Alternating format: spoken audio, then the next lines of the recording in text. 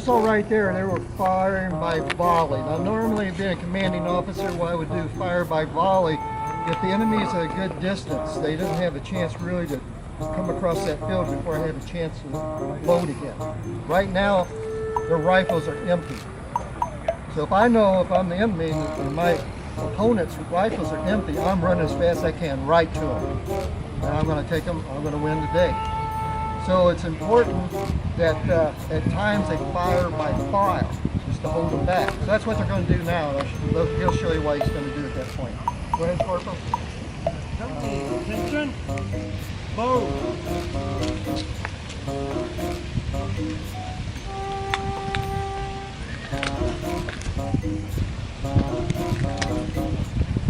We're doing the 9-step again. Same procedure for safety and making sure everybody's loaded. Now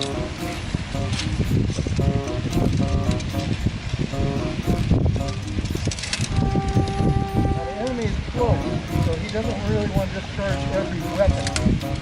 This is what he's doing right now.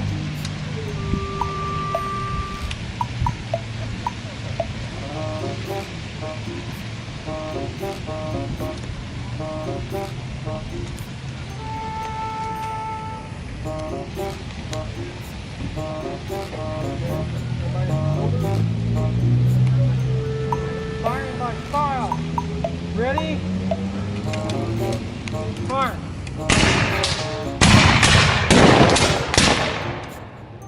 Back to the shoulder. Fire.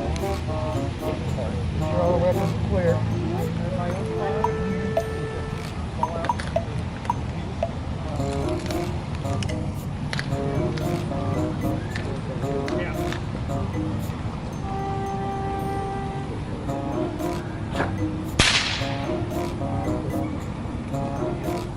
Corporal, take charge and then go ahead and everybody cap off and then dismiss and make sure they're clear. You might notice I'm carrying a Henry repeating rifle. That's what this is, a Henry repeating. They did use this during the Civil War. Now the only difference with this is this doesn't shoot paper cartridges. This just shoots metal cartridges like we have today. The only difference too, he's going to shoot one time. I'm just going to keep hitting just constantly. I got up to 15 rounds to do this. This thing is easy to load too. The reason I didn't use this too much is a couple of reasons. Number one, it was expensive. Those rifles out there would cost around $12 a piece to have them made. Even though we're just shooting powder right now, the heat is tremendous on that. You can really get burns. We have to shoot these guns as if they are really loaded.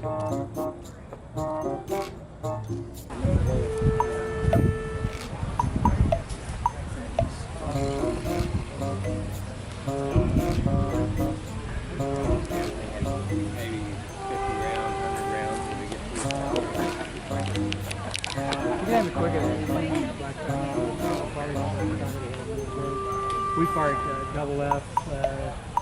Oh, heaven. She would never be caught walking out of the house with her apron. Because that is work that should be done in the house, and it was out of fashion to wear your aprons out in public.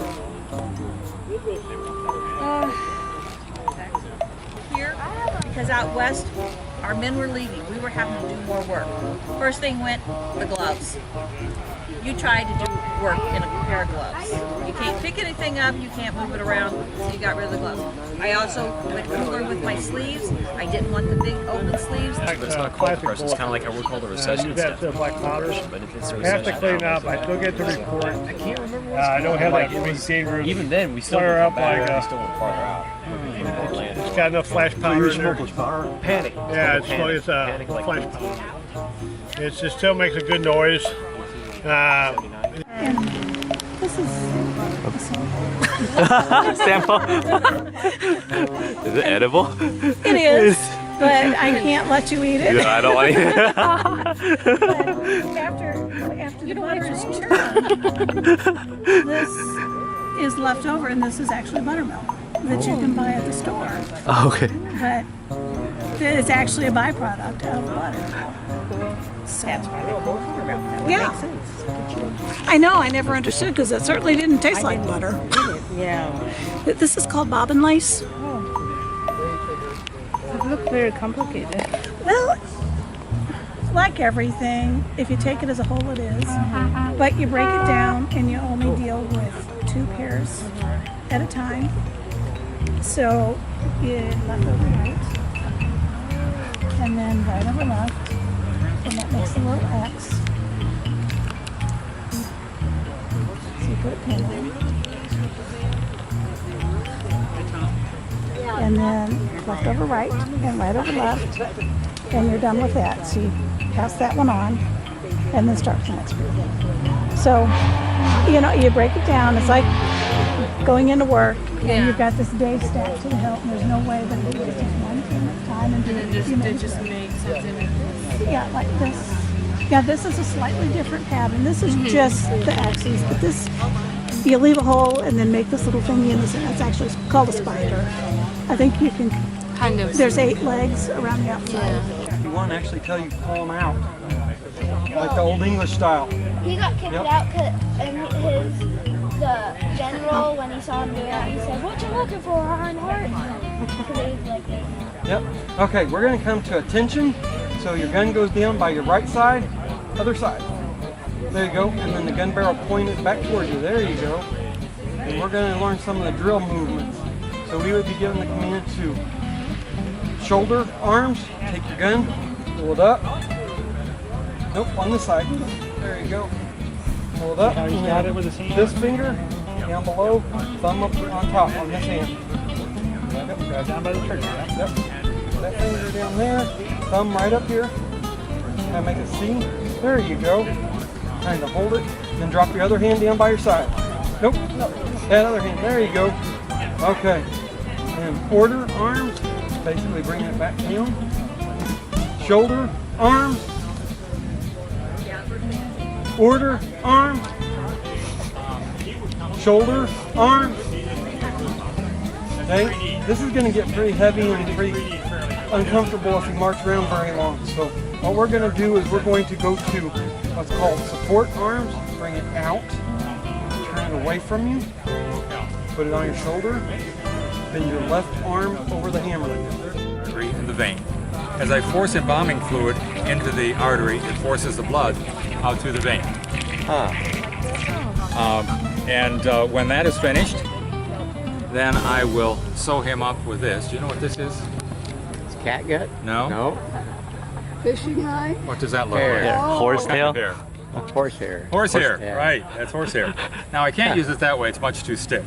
So I boil it, and that makes it very soft, pliable, but very, very strong. The medical doctors are using it when they run out of suture, and they're finding that the soldiers that have that used on them have much less infection. And by the end of the war, they realized that it was the boiling, sterilization, that was the reason. That's the beginning of sterilization. They really didn't know what it was doing at that time, but that was the beginning of it. After the incision is sewn up, I'll wrap him in burlap, put him in a box, put the tag on the top, and take him to either a boat dock or a train station and send him home. The only reason we do this is to get the soldier home to be buried by his family. No other reason. Depending on the skill of the embalming surgeon and the chemicals that are used and the weather, that will really determine whether or not the coffin is able to be opened when he gets home. Decomposition may have started again, and he may not be able to be viewed. The hope is that he will be able to be. Now, he was a private, paid $30. If he were an officer, he'd pay anywhere from $60 to $100. I would do a better job with an officer. Really take some time with him, because when he got home, he would have a public funeral, most likely. He would come home as a hero in his town. And so I would want him to look his very best. He was advertisement for me. So I would spend that little extra time. The embalming solution that's used, this is zinc sulfate. That you would use anything that was a preservative. Salts of mercury, creosote, arsenic. Now they began toward the end of the war to realize that those that used the arsenic, not everybody used it, were getting sick and some of them were dying.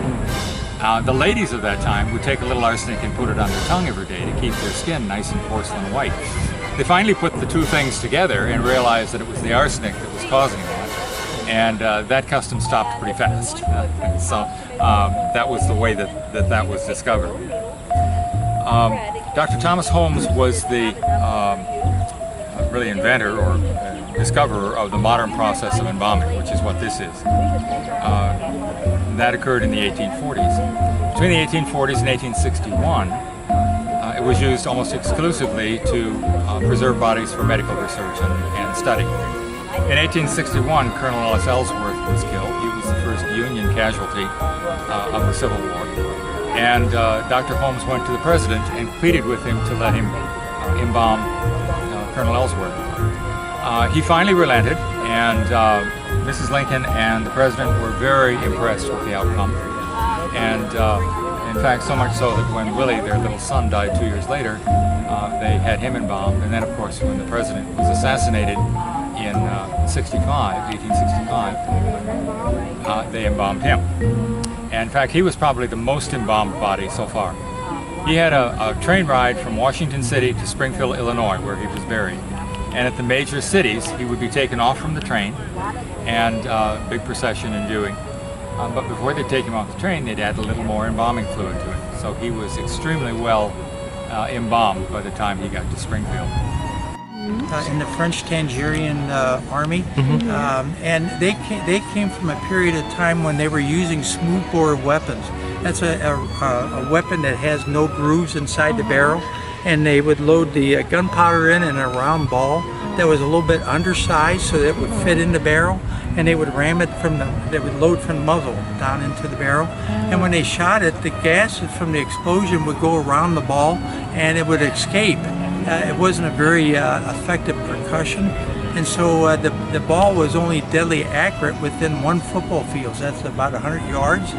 And so a soldier that was fighting at that time had to get within 100 yards to shoot at the enemy and kill him.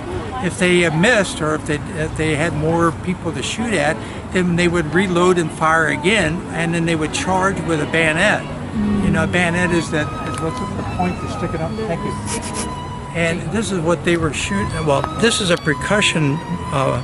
This is a rifled ball, right? This is the improved version. These weapons have rifling. They got grooves in the barrel, and when the gunpowder is fired, it flares the bottom. The bottom flares out and catches the grooves, and it comes out spinning like a football. And it was aerodynamic, and they could hit their target further. A common soldier could kill his enemy now between 200 to 300 yards away. That's 2 or 3 football fields away. So it's a major improvement. These uniforms were born out of the smoothbore. You get say 150 yards from the enemy and call them names and insult them and wear these wild uniforms. And the enemy could shoot at you, but he wouldn't hit you. So you could do all that stuff. Well, when you're shooting a weapon that is deadly accurate 200 or 300 yards away, you can't do that against the enemy anymore. But these uniforms are a carryover from that period. And so these men that were dressed like this found that these weapons were dangerous, that they had to pay for their own uniforms. These are volunteer uniforms. They had to pay for them. They only paid $12 a month. And so the uniform took a big chunk of the money out of their pay.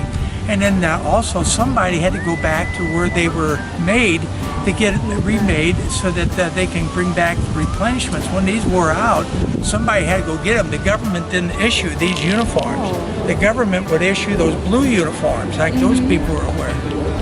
That's like a regular army uniform. And so these are like the volunteers. Yeah, these are volunteers. The Zouaves that were wearing these uniforms were volunteers. And so the volunteer uniforms would fade away, and eventually they were drawn uniforms from the federal government to replace the ones that are wearing out.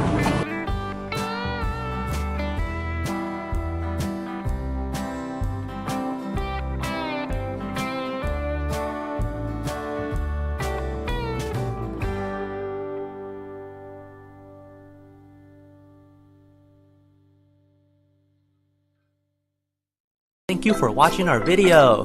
JS Adventure is a snippet of our daily lives and travel. 谢谢收看我们的频道。